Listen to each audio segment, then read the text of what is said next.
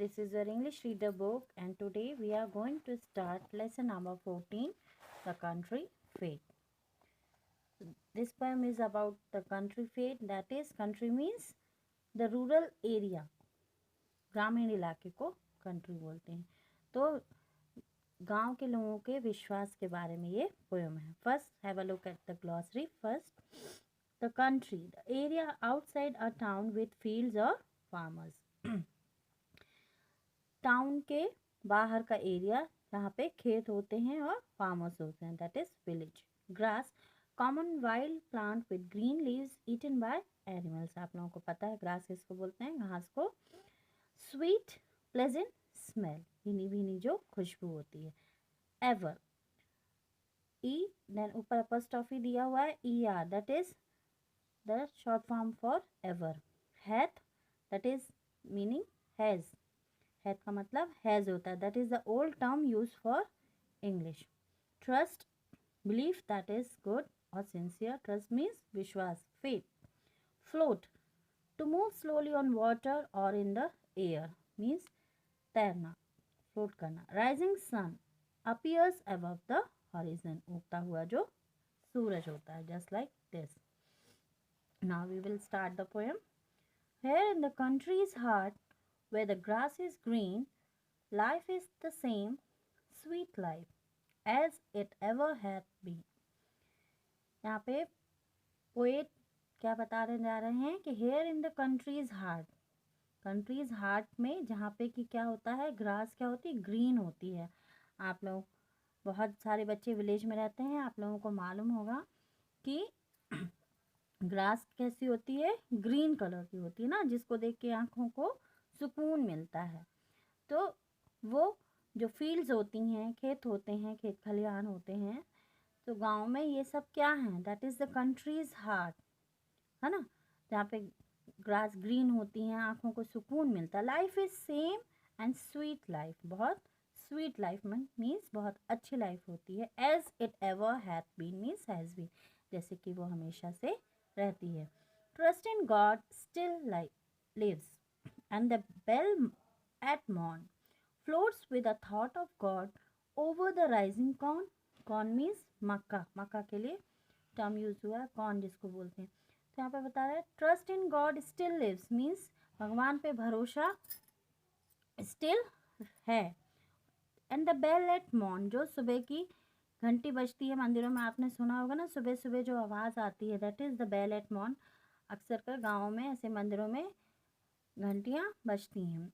Floats with a thought of God means भगवान पे जो भरोसा है, लोगों का जो थॉट है कि भगवान पे ट्रस्ट है उनको, है ना. तो ये गूंजता है जैसे ही मंदिरों की घंटियों की आवाज़ कानों में गूंजती है सुबह सुबह, तो एक जो भगवान पे हमारा भरोसा है वो दिमाग में रहता है ना. ओवर द राइजिंग कॉर्न, ये आप देख सकते हैं कि जैसे कि ये राइजिंग कॉर्न, उगते हुए कॉर्न बने हुए हैं, है ना. तो जैसे ही मॉर्निंग होती है, भगवान का हम ध्यान करते हैं और हमारे दिमाग में एक बहुत पवित्र विचार आता है, भगवान पे हमारा भरोसा होता है. God comes down in the rain and the crop grows tall, this is the country's fate and the best of all. So here God को किससे कंपेयर किया गया है, God comes down in the form of rain. Rain के, बारिश के रूप में जो बारिश होती है उसको वर्षा के देवताओं को माना जाता है कि वो देवता है, तो बारिश को एक देवता के रूप में माना जाता है. And the crop grows tall, जब बारिश होती है तो क्रॉप्स क्या होते हैं, और बढ़ते हैं. यही कंट्री का फेट है, यानी गांव के लोगों का भरोसा है. ये सबसे अच्छी बात है कि they trust in God and they compare rain with the God.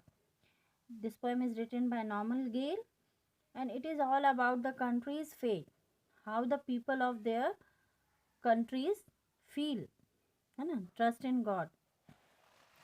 Now we will do the exercise. Read the following sentences and tick true or false. First one, life is never the same sweet life. Is it true? No, it is false. Next, trust in God starts with the morning bell. Yes, of course, morning bell के साथ में ही भगवान पे हमारा भरोसा शुरू हो जाता। This is true. Then next, the villagers believe the growth of crops is due to God's mercy. Yes true. गांव वालों का विश्वास होता है कि जो क्रॉप्स हैं उनकी ग्रोथ किसके कारण होती है? जो भगवान की कृपा होती है, भगवान की दया होती है, उससे हमारे क्रॉप्स बढ़ते हैं। यस, वो भगवान को किस रूप में मानते हैं? रेन के फॉर्म में। So this is true. Then next, God disappears when the rain starts. Yes, it is false. God disappears. Disappears means गायब होना. So this one is wrong. When the rain starts, the country's faith is what? That there is the God with the rain. So this one is false.